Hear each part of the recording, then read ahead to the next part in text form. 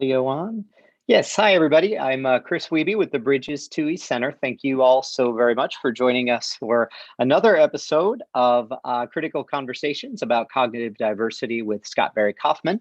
Scott's guest today is Dr. Matthew Lerner, and Dr. Lerner is an associate professor of psychology at Stony Brook University. His research focuses on understanding emergence and real-world implications of social problems in children and adolescents, particularly those with ADHD and Autism Spectrum Disorders. He also studies the development, evaluation, and dissemination of novel evidence-based approaches for ameliorating those problems.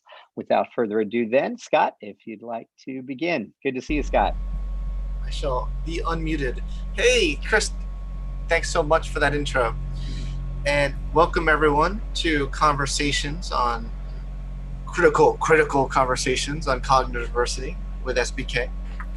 Really happy to have you all here, and I'm happy to invite my guest, to introduce my guest, Matthew Lerner, who I've been following for quite some time now. I'm a big fan of his work. I'm a fangirl of his work. Oh my God, Matthew Werner!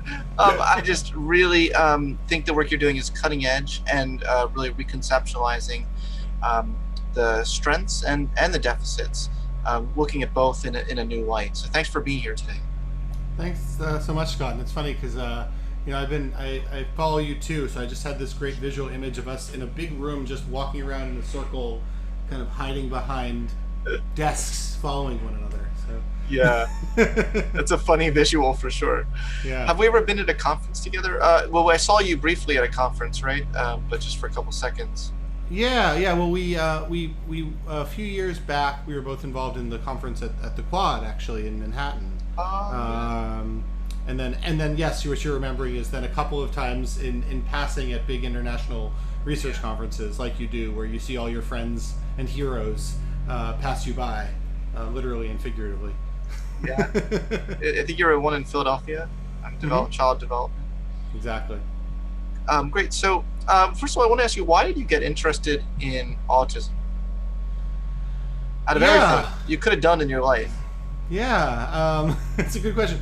I mean, so I have sort of a funny background. I'll give you kind of the short version. I was a bit of an odd duck. In college I studied philosophy and music, having nothing to do with psychology. In fact, I did terribly in some of the only psychology courses that I took. But I was interested in both the idea of creativity, right, philosophy, music, and also connection between people. And I had a background and experience working before that with individuals with ASD. I had a young friend I'd worked with since he was 2, and I was a teenager, and I was his therapist, so I was just his buddy. And so, of course, graduating with a philosophy and music degree, and you need a job, I started working in the autism field, and in particular found myself working in programs trying to promote social skills, as they called it, for folks with ASD, and was sort of surprised by how they worked, because I kept thinking, gosh, I'm not a therapist, I'm not a psychologist, I don't know how any of this works, let's see what the experts are doing. And what I noticed is a lot of the approaches were very rote. They were very rules-based. Here's how you interact with this person. Here's what you need to do. You should make eye contact. And the things that I noticed, just again as a layperson at that point, were one, many of the teens that I worked with didn't like this very much. And it's perhaps not surprising, right? If you're a teenager and you're at a summer camp, let's say, and you're told during your summer camp that what you need to do is sit there and be told by somebody, here's all the things you don't do well, and here's how you should be doing them better. You too may not like that very much, and also what I noticed is that many of the kids, and by not like I mean like some guys threw a desk at me because they said stop telling me this stuff, and I kept thinking, gosh, it seems hard to learn when you're chucking desks across the room. Just a thought. And then I just putting that out there. Just throwing that out there, yeah. And actually, the young man who I had worked with, a teenager at that point, since he was very little, went to one of these programs, and was kicked out. And it was because they said that his mom made the joke, he was kicked out of autism camp for having too much autism, and I kept thinking, gosh, I know him. I don't know a lot about autism, but I know him, and I know he can be successful if we just take the time to actually meet him where he is and understand his perspective. And so I got really concerned about this. So one night I was sitting up with my roommates. This is actually pertinent to what we're talking about, so I promise I'm not digressing too much. Sitting up with my roommates we'd done a lot of theater together. I did a lot of theater in college, and I kept saying, gosh, what are we trying to do here? We're trying to help folks who maybe have trouble being in sync in their social interactions, have trouble feeling like they can kind of understand where somebody else is coming from and have themselves feel understood, and to use that effectively.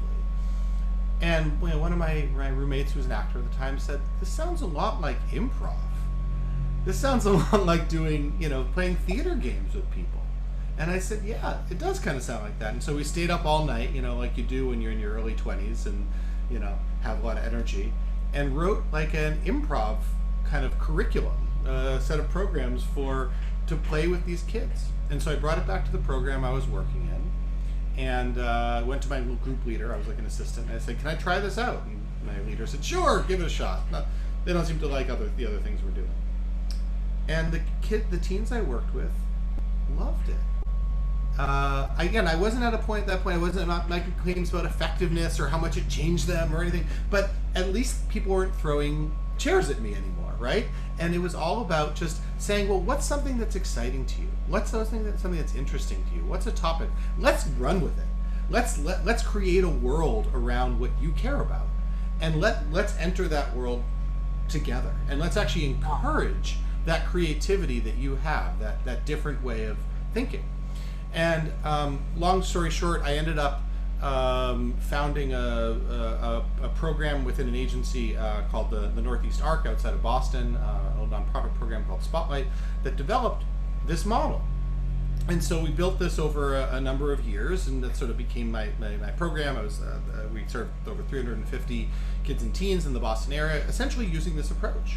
And it was a great experience. I felt awesome about it. I could have been there forever. And then I had what I called my crisis of science. Some people have a crisis of faith. This is a crisis of science. So the crisis of science was basically, this feels good. People say they like it, but is it working? Also, what's working? What does that mean when you're talking about this kind of outcome? The working to do what? Help people feel connected to each other?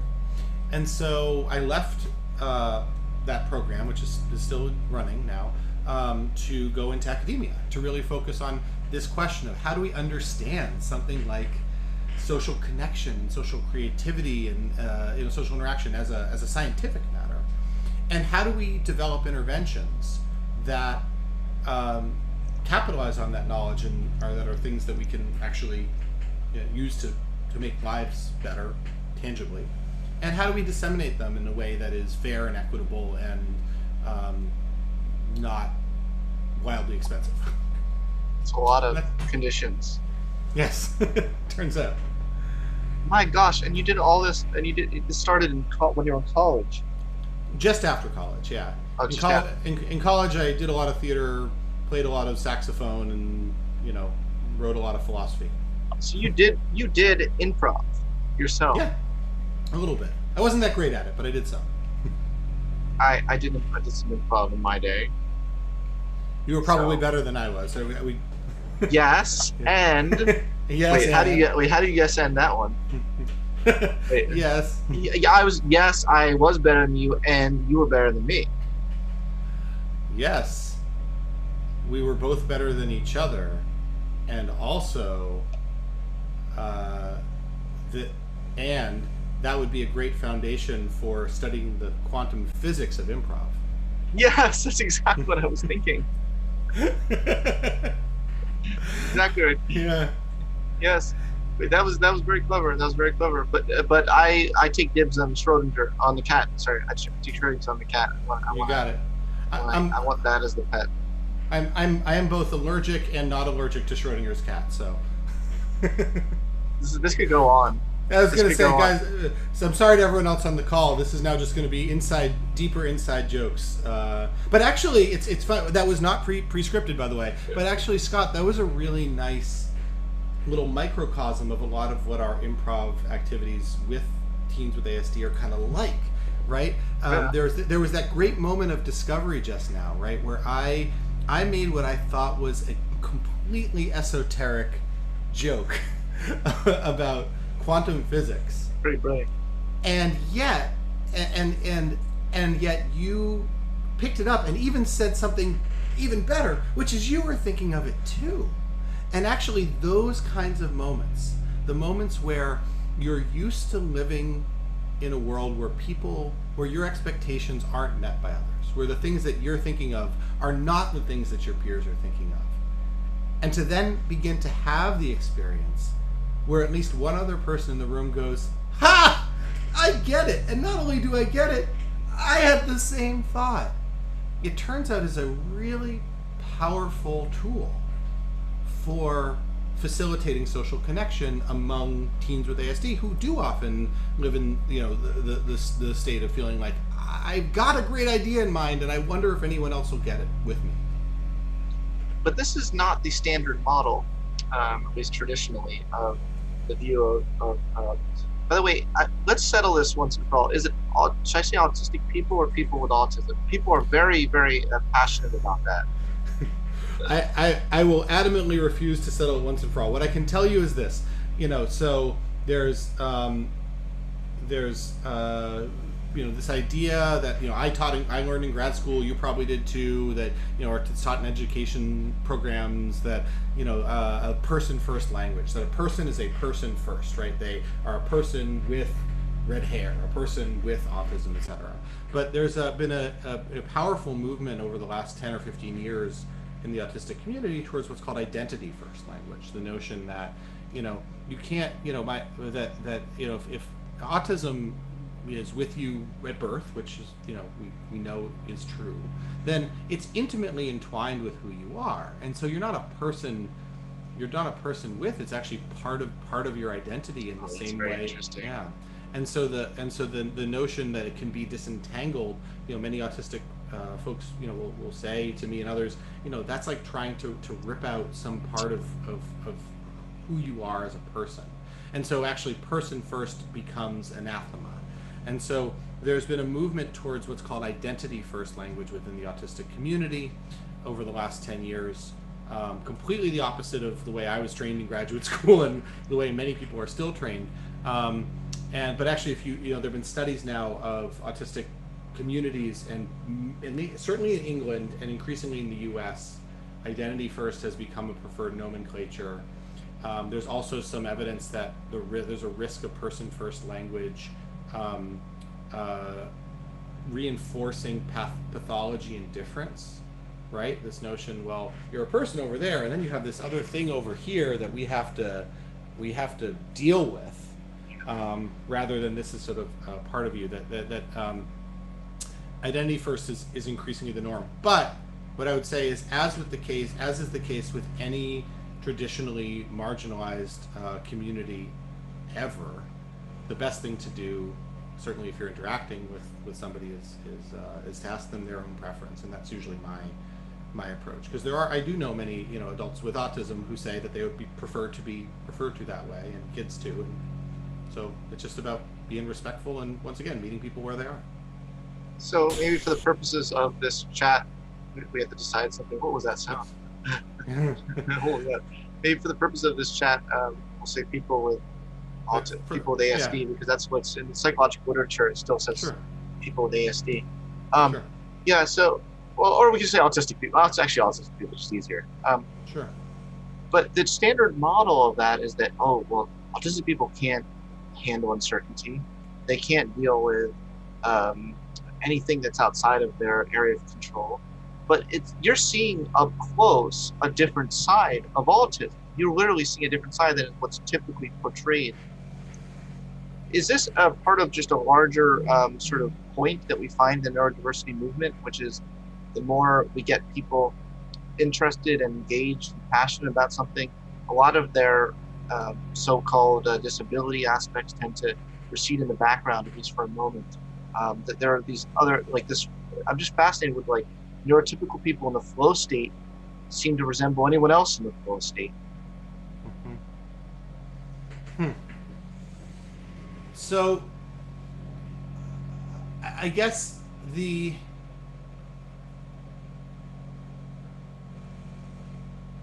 an interesting question. So, is it that we misapprehending people with ASD all along, right? Because as you were saying before, the traditional model is really the notion, which my group studied for some time, this notion of between social knowledge and acquisition deficits. Do you not know what to do? That's sort of the old school model that again, when I was in the older social skills programs, that's what they were sort of about.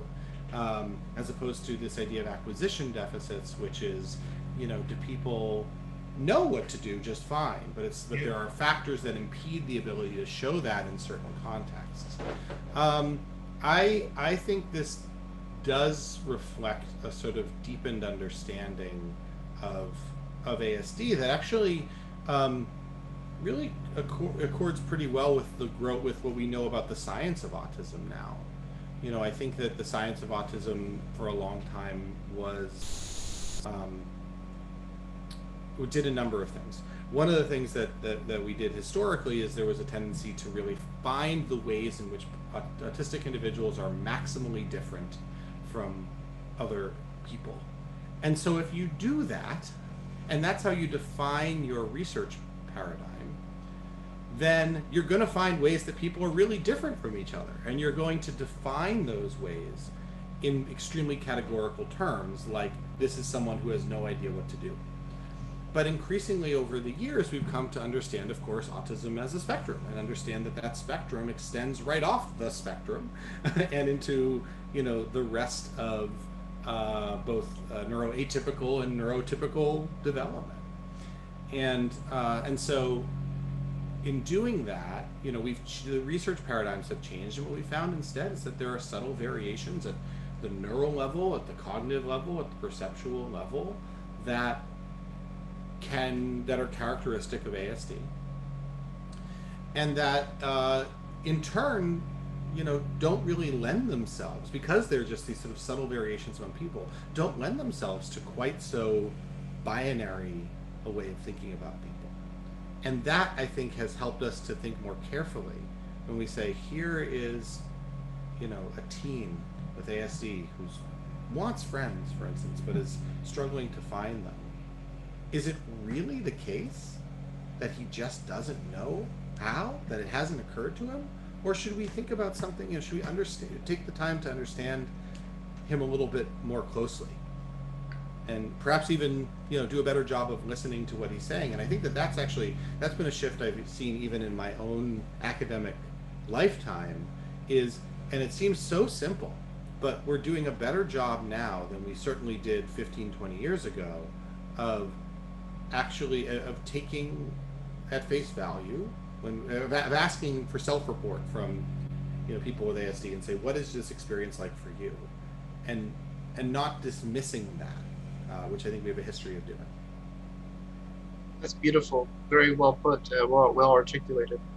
There's a common humanity here that we're seeing in COVID now. All of us are autistic, in the sense that, I don't mean that literally, so autistic people are like, that's technically not, no, I don't mean that literally, but we're all, we can really see what it feels like now to have such uncertainty that we can't control. And I wonder if this moment of COVID can make neurotypicals, as they say, more empathetic toward how autistic people have tended to deal with the world their whole lives. Yeah, I love that idea. It's something I've thought a lot about myself too. That there's this interesting debate about empathy in the autism literature, right? There's this old notion that autistic people lack empathy, and most current research nowadays has pretty thoroughly debunked that idea.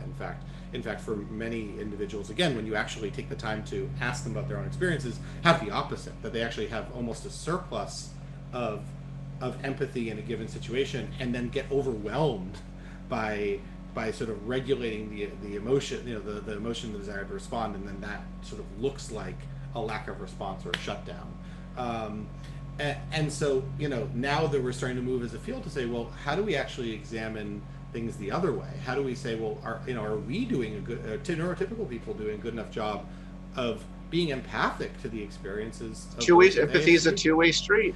It's always a two-way street. And it's so, if you look at it, if you step back for a moment, it's so weird that we spent years not thinking about autism that way.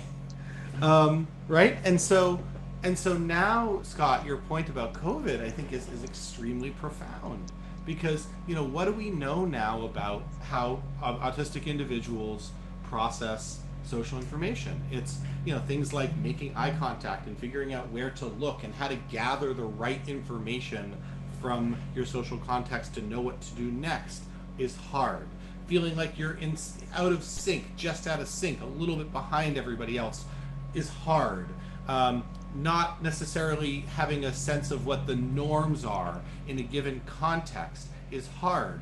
Well, guess what? If I took the initial clause off that sentence, the people with autism part, and I just said those things are hard, everybody on this call would be thinking, man, that is hard. That's my life right now for the last 8 months, right? That's what living on Zoom is living in a world where you're not gathering the cues from your context, where you feel a little bit out of sync, where you're not sure if the other person is really understanding you or if you're following along with the norms.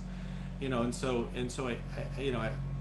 I'm not going to go so far as to say Zoom is making us all autistic, but I will say that the experience of having to work this hard at something that you want to do, which is connect to somebody else socially, is something we should really all pause and take stock of right now, living in a world where we have to do that so much more than we're used to, and think, what would it be like to feel that way on a regular basis?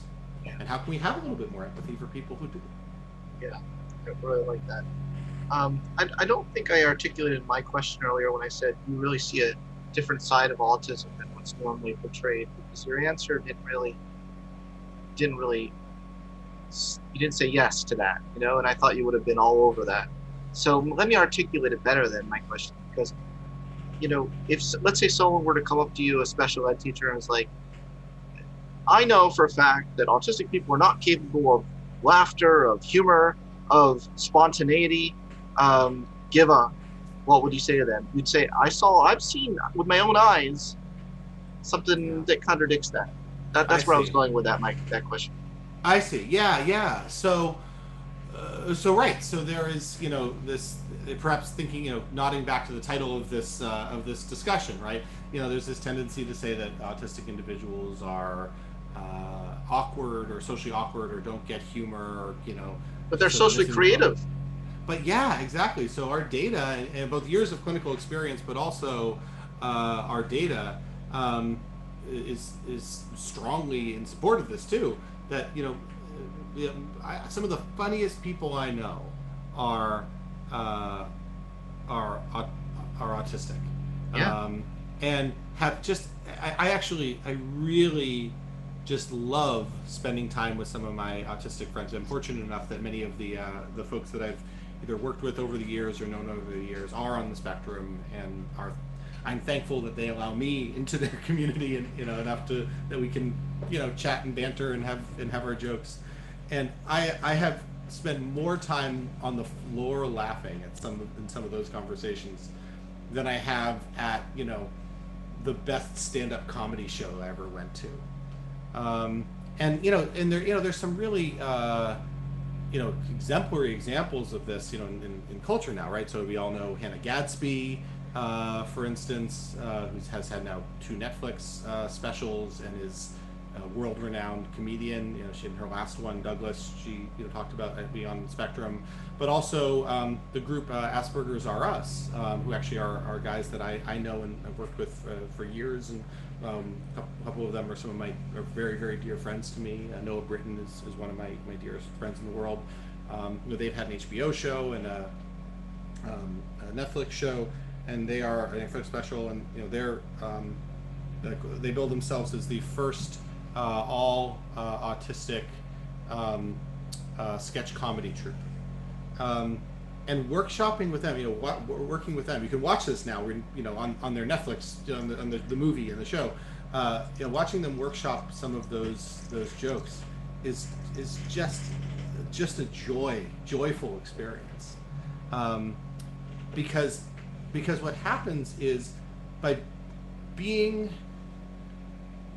unconstrained by some of the norms of humor or the rules of, this is how you're supposed to set up a joke like this. These guys are able to come up with whole levels of humor that, I think most neurotypical comedians wouldn't even think of, would really never think of. And, they're obviously, there are several standard deviations in terms of funny out beyond most people. But, even just any of the kids and teens with ASD who I've worked with over the years, when we're able to create an environment, I think this is so create an environment where they feel welcome, at ease, and like they can actually take the risk, because it is a risk, right? The social risk of sharing their humor. The reward of feeling validated and realizing that their social that creativity is something that works and is novel and is so good, is tough to measure, but we try to measure it. Very tough to measure, but yeah, you try to measure it, and that you did eventually get that scientific hat that you were saying you felt like was missing. I have a question, because I'd like to transition into a Q&A portion, if that's okay with you. Yeah. But it's a sea of blank screens. Why is not one person's video on? Now, Stephanie, did you not allow people to turn their video on? Is that part of the Bridges thing? Because I can't tell you how weird it is for me and Matt just be talking, and then there's a sea of emptiness. They're blocked. No, you We're can not put allowed, it says. videos on now, and I also changed the settings to unmute them. So. Thank you. If you all could turn your videos on, then we can feel like we're connected. Thank you. See, isn't this so much better, Matthew, that we could see it? Because that was like, it's like, we're Look already at all these smiling faces. Hello. We're already disconnected enough as it is during COVID. Although I've never had more social pressure for Zoom in my entire life than COVID hit. I want to go back to no COVID so I could be more introverted again. Yeah. You know what I'm saying? Yeah. So hi everyone. We would really love to engage in a discussion with you all about this topic. I get some of your thoughts on Matthew's work. I just want to echo what you just said, Matthew, in that I love my autistic friends, and I find that a lot of them are funny. They're not trying to be funny, they just say the truth, that no one else says, and it's hilarious. I sometimes just want to stick a microphone in front of their face, but literally that's a stand-up act, like what you just said was a stand-up act. So just appreciating them more for the talents that they have and their strengths, than focusing so solely on the special educational remediation aspect. So let's open this up now. All you have to do is raise your hand, either visually, or there's an emoticon. I don't know if you've ever used Zoom before, but there's an emoticon where you can raise your hand, and then I'll call on you. So, who wants to go? And there's 3 pages of people whose videos haven't turned on. Come on, folks. Don't be shy. Okay.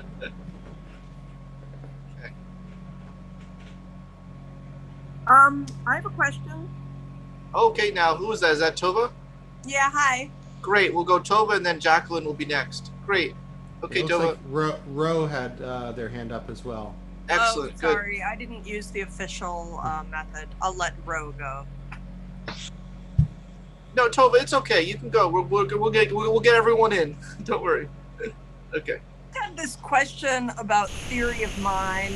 I have a teenager who's on the spectrum. He was diagnosed with Asperger's back in the day. And sometimes I really, he's learned a lot. And I remember having a great moment with him when he was about 10, where he kind of showed me for the first time that he actually did see things from my perspective. And it was a great moment because I had worried up until then. But it's not kind of a usual thing for him. And he describes himself as being, practical in his communication. Mm-hmm. But I was just wondering about your thoughts. Like, is that something that can be learned? And how? So which part? The theory of mind. Yeah, so it's an interesting and kind of complicated question. So yes, theory of mind per se. So for those who don't know, so theory of mind is a psychology term, 40-year-old psychology term about has to do with the ability to understand that another person has a perspective that is different than your own. So a few interesting things about theory of mind. First of all, it's not entirely clear that what we are talking about as psychologists as theory of mind is the same thing that parents are talking about, and kids are talking about in like Tova's situation, right? The ability to, in real life, behave in a way that follows along with somebody else's line of communication. And this has actually led in the field to some weird mismatches, right? So there are interventions, great, very effective interventions for teaching theory of mind. The challenge is that many of them don't generalize, but it's actually not, this is another one of the myths about autism. We have a long history of saying, well, people with autism don't generalize skills from one context to another, which I find strange as an autism scientist and intervention researcher, because it seems like we're putting an awful lot on them rather than ourselves, right? It's sort of our problem, I think, as intervention researchers to say, how do we develop approaches that lend themselves to generalization rather than teaching people in ways that are extremely context specific. And that's what's happened with theory of mind, is we have tools to say you can learn the answers to these questions about somebody else's perspective. But that's not at all the same thing that you're doing, even neurobiologically, what you're doing when you are, live talking to your mom and trying to follow along in her conversation.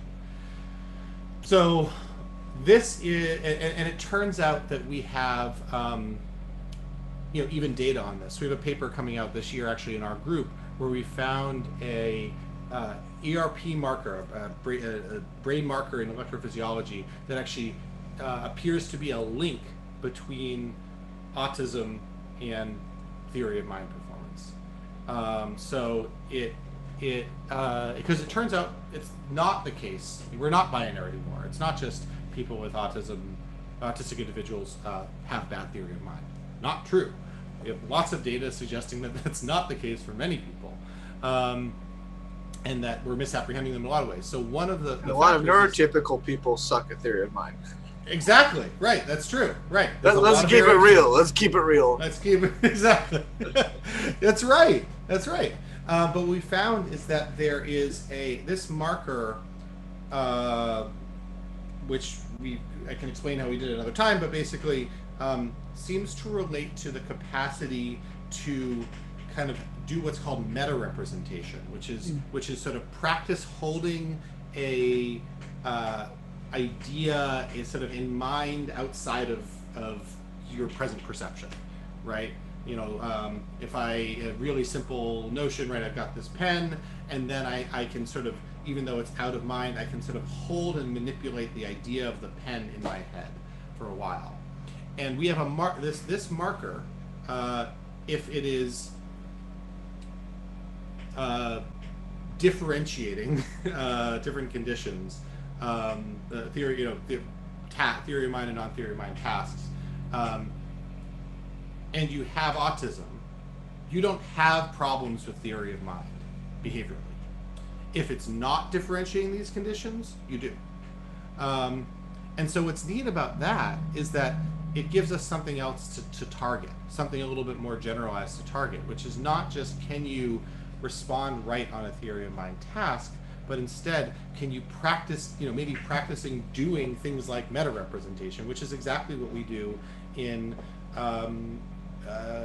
things like improvisation, right? That's part of the the rationale for using approaches like that. That if you can sort of practice holding the idea of another person in mind, games or activities that permit you to do that, that skill may be more like a muscle than a set of rules, and at least some of our data thus far suggests that doing things like that does seem to lead to changes in the actual real world outcome, which is having successful, reciprocal, rewarding peer interactions that then lead to other people saying, hey, that was a good interaction I had with you.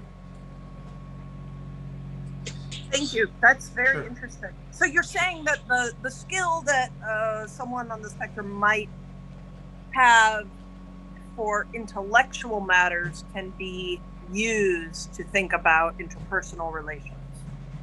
That skill of being able to hold this the metacognitive skill. Yeah. That, well, I guess my point is that there are many people with autism who do have that metacognitive skill, right? That is intact, Yeah. and if that kind of a skill can be practiced, leveraged, engaged, that can yield perhaps more benefits than trying to learn the rule for what you should say when somebody says something to you. Okay, thank you. Sure. Who was the person? Ro? Yeah. Ro? Hi, thank you. Hi. To segue from there, and then I have a question for you as a researcher. I was formerly a Tier 2 instructor in a rural high school, and I had a student that had Asperger's who couldn't tell his own tone when he was speaking and the inflections in it. You're smiling, that's so common, yes.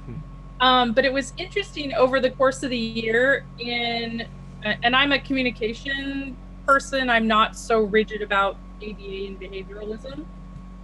Coming from a corporate STEM background, so we used a lot of those team building, like we had a boardroom within our classroom where we all met for discussions and things. And anyway, at the end of the year, it was really interesting because this particular student stopped me and told me that my tone was in the wrong in talking to this other student. And that seems such a little thing, but for someone who at the beginning of the year couldn't tell his own tone, to then be able to be and have the courage, right? Because we had that safe space in our classroom to say, hey, your tone is not appropriate for this particular conversation. Like, that was just a huge win in my opinion.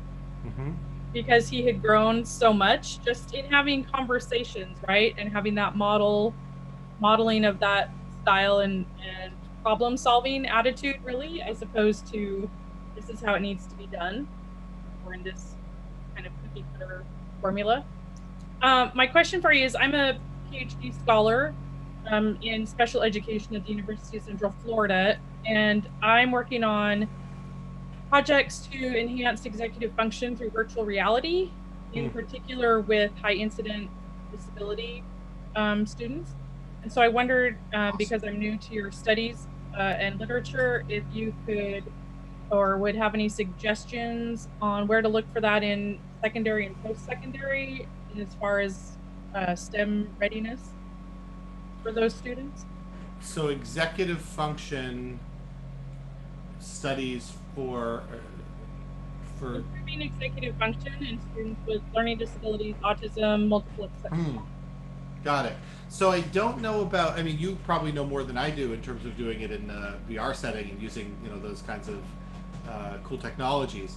What I would say is, the best EF intervention that I know for teens and young adults with autism is something called Unstuck and On Target. which was developed originally at Children's National by Lauren Kenworthy, Laura Anthony, Carol Pugliese, and some others. And Laura Anthony is now in Colorado, but also continuing those investigations. But they've done some fairly, increasingly large-scale dissemination studies of not just an intervention that you can buy the book, whatever you can do it, but they've actually looked at it as applied in school contexts, including secondary school contexts, and are finding pretty remarkable kind of enduring effects as far as I can tell. Thank you. Sure. Okay, cool. Matt, who was the other person that you had identified had raised their hand? Was it Ro? Was that Ro? That was Ro, yeah. So I now see a couple more. I did, but I think that my questions were answered. Okay, right on. Great. How about let's get Josh? I want to get Josh. Akochala Storman. Yes, thank you. Thank you very much for this. This has been remarkable. I can't tell you how much I appreciate it. I work at a boarding school for adolescents with unique learning styles, many of which are diagnosed on the spectrum, NVLD, and various, comorbidities. We have a very unique ability to kind of structure the program how we want to, and to structure education how it best fits our students. And we're kind of in a transition period right now, and I'm wondering if you could speak to any ideas about what structures, how to deliver education in a way that gives them the tools that they need to be successful, whether it be going on to some sort of vocational program or post-secondary education, but also pays attention to their interests, their passions, their strength, their creativity, their humor, and so we're not dragging them across the finish line, quote unquote, and that school isn't something that they need to dread anymore. Great question. That's a great question, and it's a tall order, Josh, as you know. I mean, I think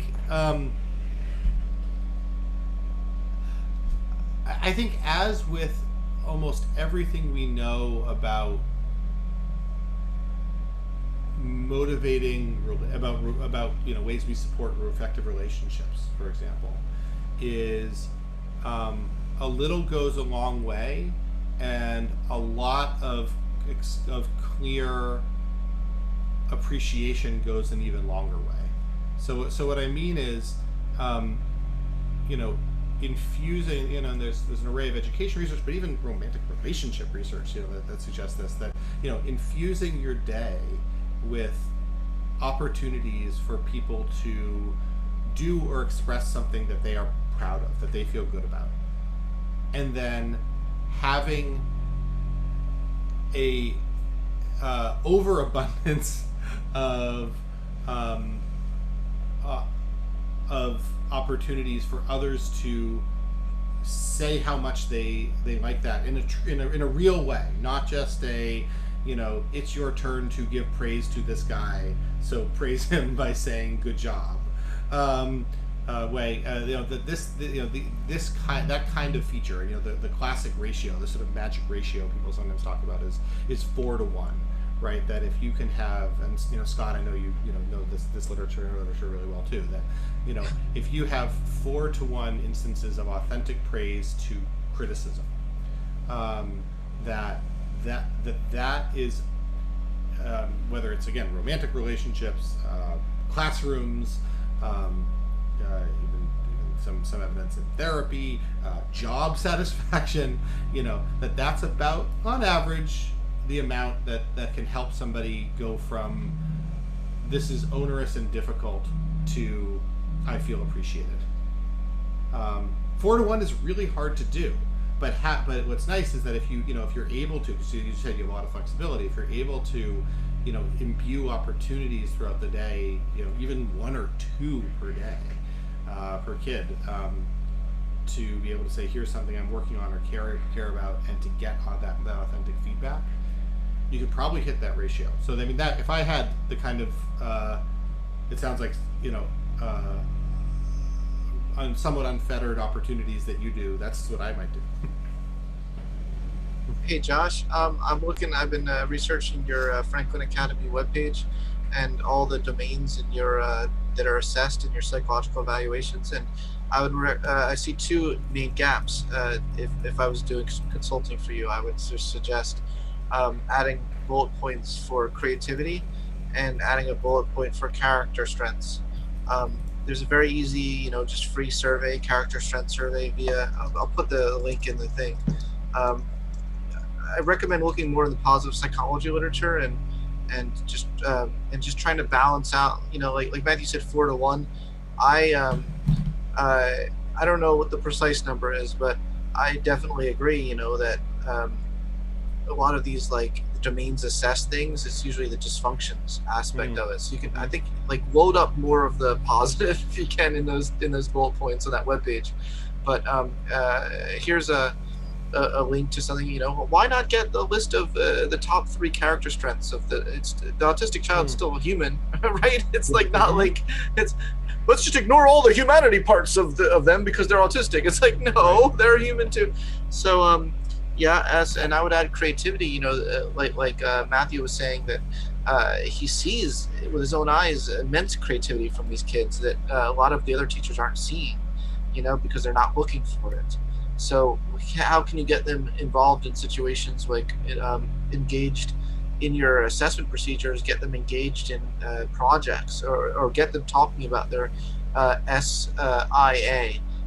It's in the literature, it's the special interest area of the child, and just including that as part of the assessment. I don't know, maybe you do that already. You say, hey, just free form, just tell us what lights you up the most in life. It might be Magic the Gathering cards, or all the species of dinosaurs they've memorized, but whatever it is, get them talking about it, and then you're like, wow, this kid, is not just a walking deficit. No, absolutely. Right. And since our last talk, I actually invested in the torrents and am giving the SVI. So you've already changed it. It just hasn't made it to the website yet. Oh, that's really great, Josh, because you were at our last seminar, right? Our last webinar? No, I don't think so. Oh, you're saying at your last what? You changed it? When I talked to you last. Right, me and you talked. Yes, right. Yes. I was like, I know you, Josh. Okay. Okay. Well, I think we do have time for another question, which is exciting. Yay. Yeah. Okay. So let's see. I'm just gonna go through. We have some heavy hitters on this call today. We had Josh. We have the Ro, who's doing great work. Also putting. I see the work you do on grit, Ro, on resiliency. That's awesome. Let's see. And we got, I think Marcy is in here. Yeah, a lot of Marcy Dan. Yeah, a lot of superstars in this call today. Yeah. So would anyone else like to ask a question? Because are you seeing, Matthew? I'm not seeing any more hands raised. All the ones with their videos off have. Yeah. They don't even want to be look. They don't even want to be look away. Josh, do you have another question, Josh? Are you coming back for more? I'm wondering, I'm seeing this as the autism spectrum has broadened, and at the school I work at, we've taken a broader section of the spectrum. I'm seeing some kids who are more maybe socially savvy in terms of how they understand social situations, but still haven't quite grasped or been able to show their social skills or social knowledge, almost kind of wanting to separate from students who are kind of more maybe introverted or quote unquote more autistic. And I'm wondering if you have seen this as well, of certain kind of groups within the spectrum wanting to differentiate themselves from others, and how to kind of get everybody to hold hands and sing Kumbaya, for lack of a better way to frame it. Yeah, that's a great question. Yes, we see that a lot, and there's a few different angles from which to think about it. So the first one has to do with sort of very normative issues of identity development in kids and teens. That is to say, in general, if you're a teen and there's something that you struggle with, and someone else reminds you of that, right? There is a very, very natural, very normative, very frankly typical thing that many that many teens struggle with, where they say, I don't want to be like that person. I want to individuate, right? Is part of one of the key aspects of adolescent identity development, right? That's that sort of individuation process.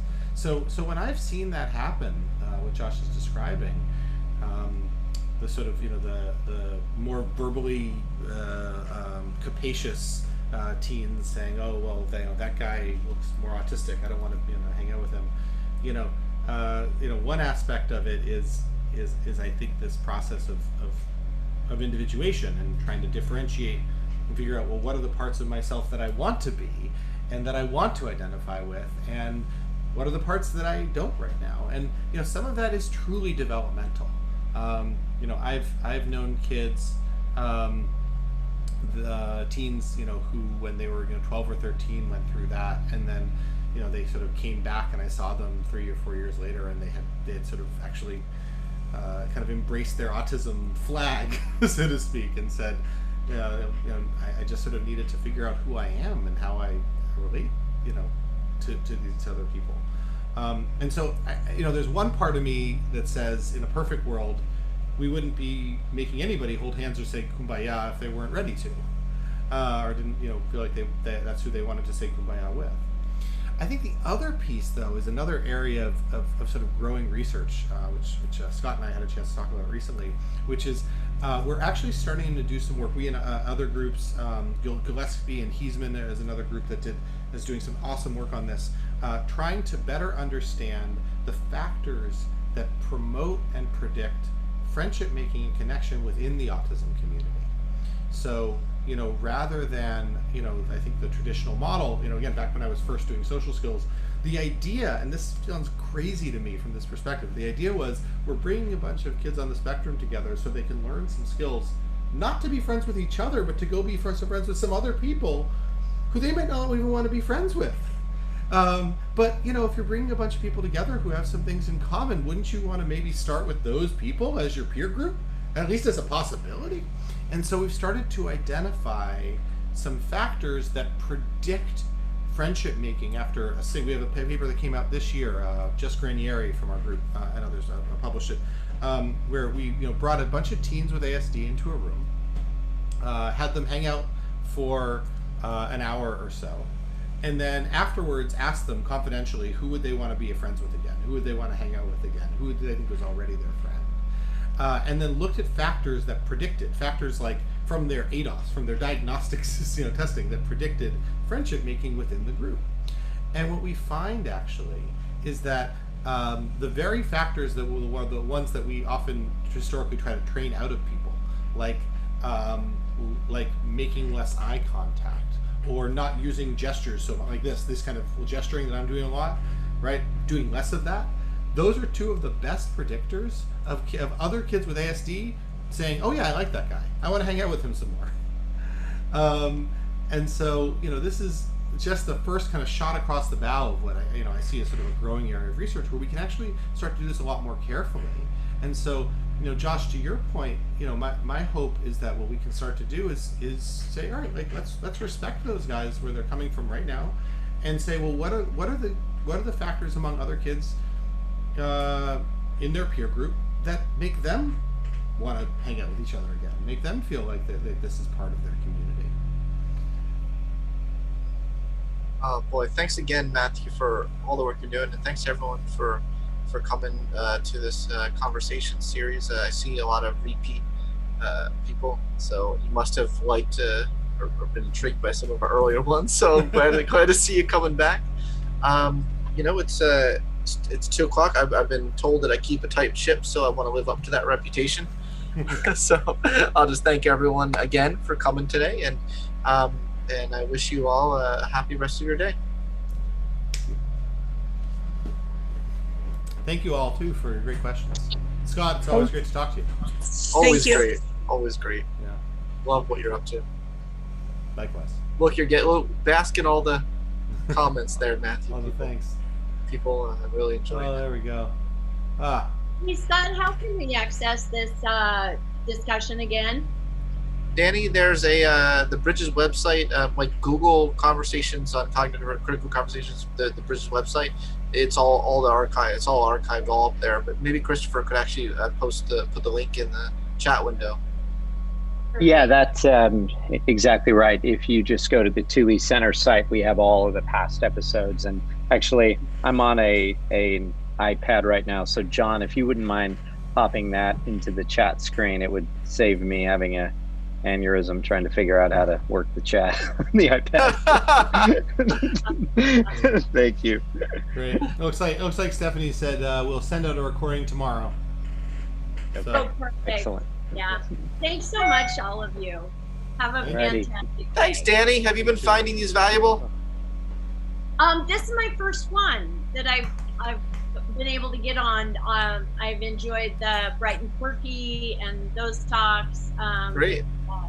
So you've been on there, of course, and I've seen your face a lot, and I like it. And That's good enough. Good response, Danny. That was good. And just back to your what you were saying about the conversation or the friendships is that, when we had our son tested, his Dr. McKinney up at the Portland Autism Center said, hey, Colton's going to be great. He's going to have 2 or 3 friends. That's good. He likes it. That's his world.